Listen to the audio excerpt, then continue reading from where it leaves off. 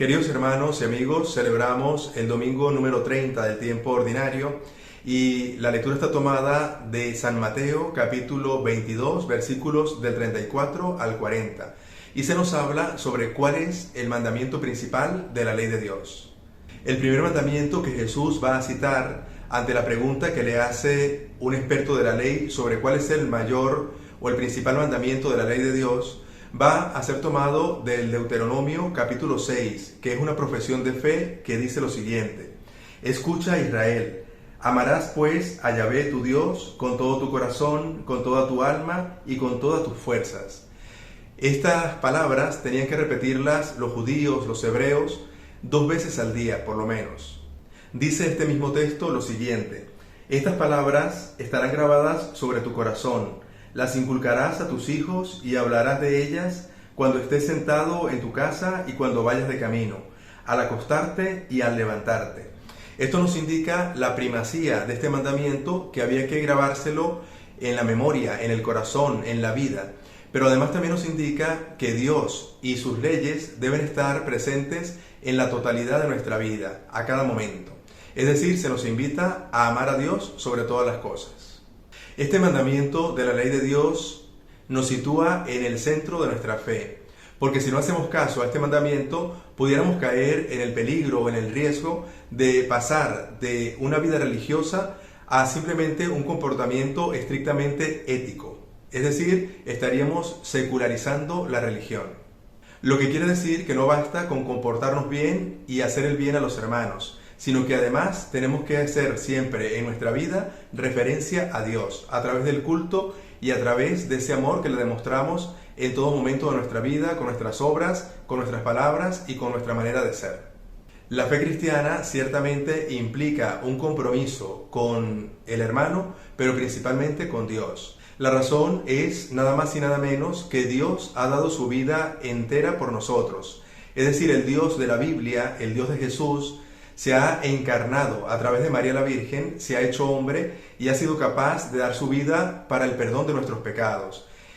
En esta medida en que Dios da su vida por nosotros, también al mismo tiempo nos pide a cada uno que le demos totalmente la nuestra. Y esto implica, como dice el mismo mandamiento, amar a Dios con toda el alma, lo cual significa con toda la fuerza de nuestra vida, con nuestra vida entera. Amar a Dios con todo el corazón, que quiere decir con nuestros afectos, y amarlo también con todas nuestras fuerzas, lo que implica la voluntad nuestra puesta al servicio del Señor, hacer lo que Él nos pida. Amar a Dios sobre todas las cosas y al prójimo como a nosotros mismos significa no solamente amar a Dios con nuestro sentimiento, sino precisamente amar a Dios con nuestra voluntad. Es cuestión de querer hacer lo que Dios nos pide. Esto nos lleva a reflexionar que si nuestra vida moral, nuestro comportamiento, dista, ¿verdad?, o se distancia mucho de lo que nosotros profesamos con la fe, estamos viviendo una fe sentimentalista y no una fe real puesta en las manos del Señor y haciendo lo que Él quiere.